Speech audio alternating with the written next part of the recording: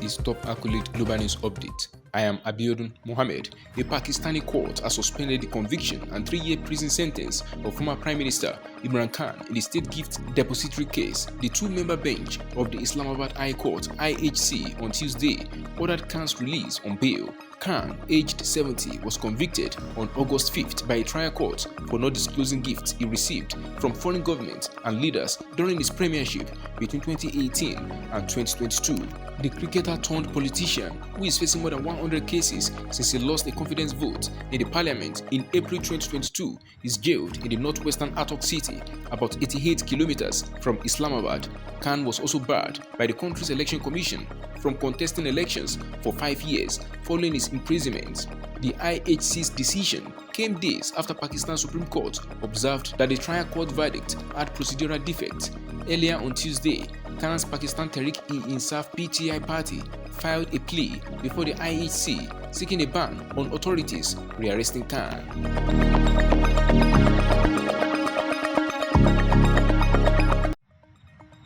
Rising air pollution can cut life expectancy by more than 5 years per person in South Asia, one of the world's most polluted regions, according to a report published on Tuesday which flagged the growing burden of hazardous air on health. The region, which includes the world's most polluted countries of Bangladesh, India, Nepal and Pakistan, accounts for more than half of the total life years lost globally to pollution.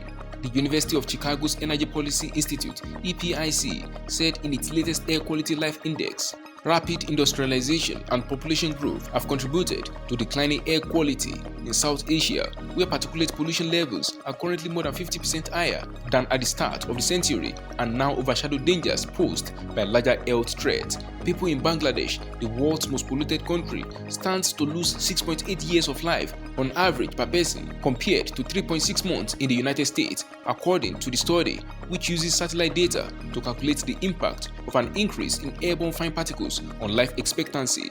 India is responsible for about 59% of the world's increase in pollution since 2013, the report said, as hazardous air threatens to shorten lives further in some of the country's more polluted regions. In the densely populated New Delhi, the world's most polluted megacity, the average lifespan is down by more than 10 years.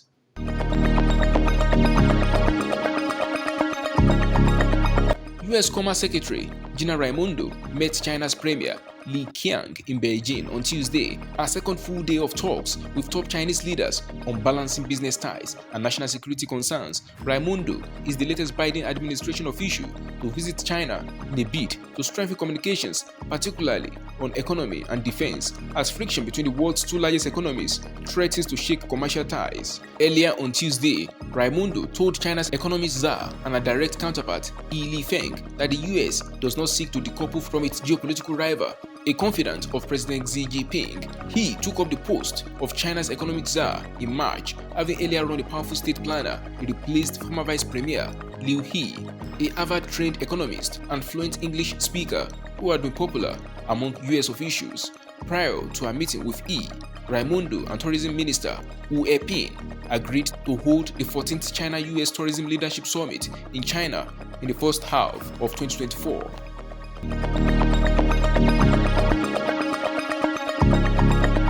A Chilean court has confirmed jail terms for 7 elderly retired soldiers for the 1973 murder of beloved folk singer Victor Jara in the aftermath of the coup d'etat that installed Augusto Pinochet. The soldiers, aged between 73 and 85 and free men until the ruling, will now have to report to prison to serve sentences of between 8 and 25 years. The defendants had approached the criminal chamber of the Chilean Supreme Court to review their conviction in 2018. Jara, then 40, was arrested the day after the September 11, 1973 CIA-backed coup that overthrew socialist president Salvador Allende.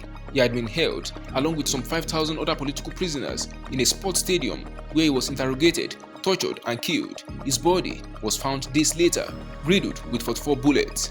Among other horrors, the singer-guitarist's fingers were crushed, broken by rifle butts and boots. Jara was a member of Chile's Communist Party and a fervent supporter of the Popular Unity Coalition that backed Marxist President Allende, who came to power by popular vote in 1970. The body of a fellow detainee, Litre Quiroga, 33, was found with signs of torture near that of Jara and 3 other political prisoners. Monday's ruling confirmed sentences of 15 years for the murders of Yara and Litra and another 10 years for the kidnapping of each for ex-army officials Raul Joffrey, Edwin Dimter, Nelson Aas, Ernesto Betke, Yuan Yara, and Enan Chakon.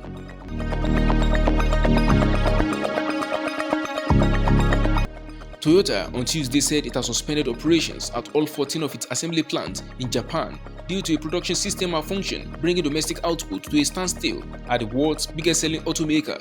The glitch is preventing Toyota from ordering components and its cause is under investigation, though it is likely not due to a cyber attack, a spokesperson said. Toyota suspended 12 plants in its home market from Tuesday morning and added the final 2 from the afternoon. The spokesperson said it was unclear how much output would be lost. The plants together account for about a third of the automaker's global production.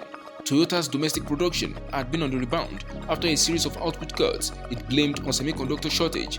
Output was up 29% in January to June, the first such increase in 2 years. Its Japan output averaged about 13,500 vehicles daily in the first half of the year. That excludes vehicles from group automakers Daihatsu and Hino. That is the size of top accolade global news updates. You can follow us on our social media platforms as displayed on your screen. Happy Tuesday!